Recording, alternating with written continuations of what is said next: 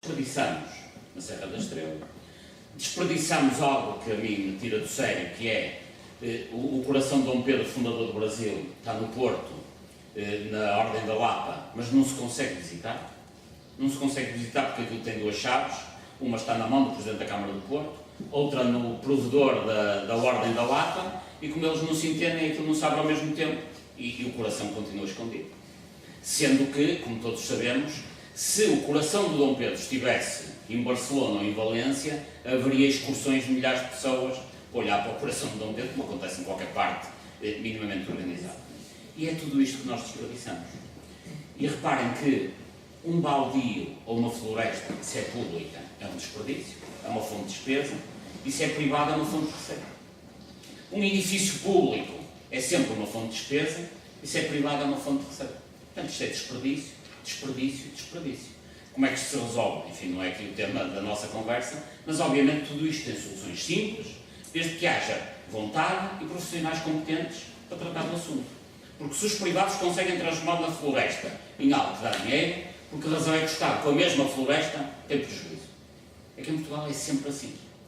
Há bens públicos que são fonte de prejuízo. Bom, e, aliás, o património imobiliário que o Estado tem abandonado dava para constituir um fundo imobiliário que dava para tapar uma parte substancial das carências que neste momento têm a segurança social. E fui eu que inventei isto. Não, noutros países faz assim. Noutros países as pessoas usam património imobiliário para criar fundos para ter rentabilidade. O património imobiliário público em Portugal, que são milhares de edifícios abandonados, é apenas uma fonte de receita e de problemas quando não cai uma parede em cima de uma pessoa e não morre alguém, como acontece também de vez em quando. Portanto, isto é desperdício, desperdício, desperdício. O terceiro grande constrangimento da sociedade portuguesa, de que eu hoje não poderia deixar de falar, é obviamente a justiça. E não a justiça tanto na discussão que habitualmente temos da inoperância da justiça, dos poderosos, mas pior que isso. A justiça portuguesa é uma justiça completamente desadequada ao que é a realidade portuguesa. Quando se fala de justiça na televisão, nós vemos o Campos de Justiça aqui na Expo, vemos o Palácio da Justiça no Porto, mas isso é uma face visível e pequena da justiça. A justiça normalmente é uma casa deste, isto é o Tribunal de Mangual, enfim, escolhi, podia ser outro qualquer, é normalmente uma casa feita no tempo do Estado Novo e nada funcional, como sabemos, nestes tribunais antigos, tem aqueles pés direitos, etc., que normalmente servem para salas de espera, quando as pessoas estão ali à espera dos julgamentos ou de outra coisa qualquer. Portanto, são edifícios não funcionais, têm magistrados que não são especializados, não têm especialidade em crime económico. Portanto, um crime económico de grande dimensão, cuja localização geográfica seja Mangualde, Moimenta da Beira, ou seja onde for, é evidente que está condenado ao fracasso, porque provavelmente os magistrados não percebem do assunto, nem o magistrado do Ministério Público, nem o juiz, nem os advogados. Portanto, é um assunto que vai morrer por inoperância. E, nomeadamente, quando são casos de grande criminalidade económica, como aqueles que falámos hoje. Porque a grande corrupção nem sempre se faz no Porto e em Lisboa.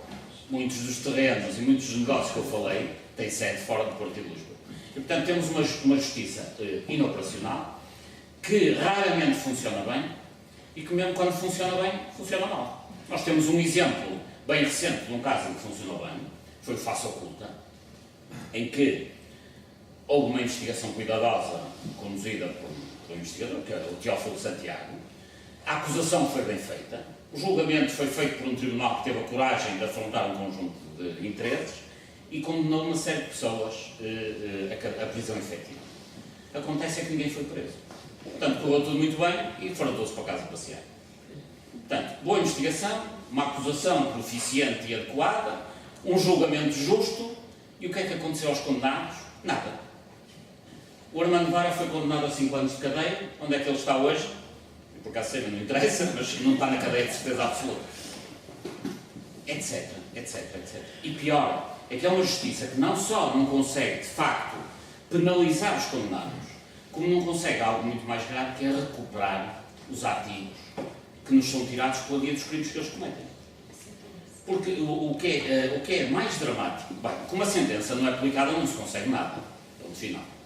Mas mesmo que a sentença fosse aplicada, o Armando Vara, o Godinho, o Penedos, etc., teriam que pagar ao Estado português e às empresas lesadas algo que não representava nem 1% do que aquilo que eles provocaram em termos de lesão à economia dessas empresas do Estado português. No caso do BPN, por exemplo, só será feita justiça, não é tanto se forem empresas 10 ou 12 pessoas. Isso também terá que acontecer para ser feita a justiça. Mas, sobretudo, se o Estado português conseguir recuperar daqueles 7 mil milhões uma parte significativa. Eu já não digo a totalidade, que isso deve ser tecnicamente difícil. Mas 5 ou 6 mil milhões, acho que é obrigatório. E o Estado português, deixem-me só dar aqui uma nota. A Convenção das Nações Unidas contra a Corrupção, que Portugal, obviamente, assinou e que, obviamente, também não cumpre. Portugal é sempre os primeiros países a assinar, seja o que for, a ratificar no Parlamento e depois nunca cumpre. Há um capítulo inteiro que é sobre recuperação de ativos. Porque a Convenção, enfim, eu partilho a 100% do que lá bem dito, que se resume da seguinte forma, que é: nunca será feita justiça na acusação, no julgamento de um crime de corrupção, se os criminosos não devolverem aquilo que roubaram. E, portanto, há um capítulo inteiro que é sobre a chamada recuperação de ativos. É claro que, como Portugal assinou a Convenção, cria um gabinete de recuperação de ativos na Polícia Judiciária. Bem, o gabinete de recuperação de ativos, como calculam, é um excelente gabinete, só que não recupera ativos. E o que é facto é que, com crimes desta dimensão, eu julgo que os últimos dados são de 2013, Portugal terá recuperado, nem recuperou ainda, mas tem processos que podem levar à recuperação, julgo que 50 ou 60 milhões de euros. Portanto, são trocos face ao que estamos aqui a falar. Portanto, assina-se uma convenção internacional a dizer que se vão recuperar ativos, cria-se um gabinete de recuperação de ativos e depois não se recuperam ativos. E só haverá justiça, de facto, quando a justiça for minimamente adequada à realidade que estamos a falar e que, dado o estado de crise em que depois está, nomeadamente com os constrangimentos económicos e financeiros, não é o Tribunal de Mando Alto que vai resolver coisa nenhuma e, verdadeiramente, nem é o Tribunal de Aveiro, não faça oculta, nem o de Lisboa, nem o de Porto, porque, é assim, o problema já não é a justiça não funcionar. A justiça já não tem nada a ver, nestes crimes económicos, outras áreas sim, com a dimensão e a consequência que os crimes económicos e os crimes patrimoniais têm na vida de todos nós. Porque esta justiça foi pensada numa lógica, primeiro, do Estado Novo, e já lá vão umas gerações, e na lógica de que uma agressão às pessoas é muito mais grave do que um crime patrimonial.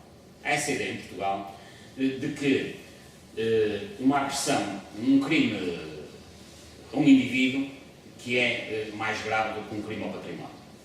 Aparentemente. Assim, eu pego numa pistola e mato aqui o meu amigo Renato, isso é desagradável. E, portanto, as pessoas acham que isso é um crime grave. Mas não se esqueçam que quem andou envolvido nos casos do BPN, do BPP, das PPPs, etc., provocou uma situação em que muita gente deu os seus salários reduzidos, muita gente perdeu o emprego, muita gente passou a ter uma vida altamente depressiva e depois há a violência doméstica, o marido matou a mulher. E, no fundo, é muito mais indireto, mas é um crime às pessoas que decorre da situação patrimonial que vivem nessa sociedade. Portanto, quando, a semana passada, aliás, um senhor se mandou da Ponte do Infante, no Porto Abaixo, no fundo, ele mandou-se sozinho. Mas quem é que o empurrou? Isto é que nós temos que pensar. Portanto, os crimes patrimoniais, a médio prazo, são crimes que vão sobre a vida das pessoas. E, portanto, esta justiça só responde ao primeiro crime, que é, se houver duas pessoas que andam instalada e vão para o tribunal, se calhar isso resolve-se dentro de um sistema de justiça equitativo. Agora, dada a complexidade do fenómeno social que hoje vivemos, em particular num país em que a política está dominada pela corrupção, esta justiça não resolve coisa nenhuma. Não corresponde. Esta justiça está para os fenómenos económicos portugueses da maneira que está. Recordam-se, não se recordam, obviamente, mas toda a gente sabe que antigamente tiravam-se os dentes nos barbeiros. Hoje tem que ser aos dentistas. Portanto, esta justiça é a justiça comparável ao tempo dos barbeiros, tiravam os dentes. A culpa é de quem? Obviamente é de quem organiza o sistema, e isto não acontece por acaso. É evidente que esta justiça funciona mal e não tem meios, porque ninguém quer que ela funcione.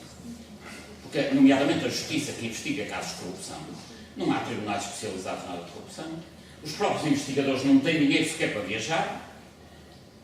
Um dos constrangimentos, por exemplo, vejam bem, na investigação das parcerias público-privadas rodoviárias, os investigadores não têm dinheiro para fazer viagens dentro do país sequer. Eu já me digo para ir à Suíça para ver as contas dos cavalheiros, ou ao Luxemburgo. Não conseguem sequer ter dinheiro para a gasolina. Isto é brincar. E, portanto, uma justiça deste tipo é uma justiça que tem que ter, deste tipo, digo, que investiga corrupção e crimes conexos, é uma justiça em que os investigadores, os procuradores e os juízes têm que ter meios para investigar e meios para trabalhar.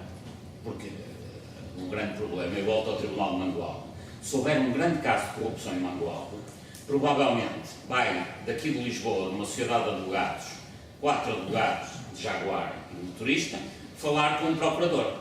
O procurador está num gabinete que não tem ar-condicionado no verão nem aquecimento no inverno, a impressora não funciona e, quer dizer, nada disto funciona, é brincar. É brincar. Um gabinete exíguo, sem condições, sem ninguém para ajudar. É claro que estes que vão de Jaguar, de Jaguar ou de bocado qualquer, não tenho nada contra os Jaguares, até devem chegar lá ainda se devem rir. Depois ainda comem uma cabritada, devem por aí abaixo a rir-se, porque ainda bem com pena do pobre do magistrado. É assim que isto funciona, como sabem. Aliás, Portugal, eu já falei um pouco mais sobre isso, mas tem sociedades de advogados com um nível de riqueza que não se encontram por essa Europa fora. Enfim, há pessoas aqui que conhecem essa realidade melhor que eu, mas para encontrar sociedades de advogados, sei lá, como o Moraes Leitão, que é ali junto ao Hotel Ritz, tem que ir daqui até Londres. Não sei se conhecem o Hotel Ritz, naturalmente. Ao lado há outro edifício que é quase igual ao Hotel Ritz, que é um escritório da Sociedade de Advogados, Moraes Leitão, Galvão Teles, Soares da Silva e Associados, passa a publicidade, a que estão ligadas todos os grandes negócios na área da energia em Portugal, entre outros. Pessoas que estão lá ligadas, por exemplo, a atual Ministra da Agricultura, a Assunção Cristas, o atual Secretário de Estado do Turismo, o Adolfo Mesquita Nunes, etc, etc.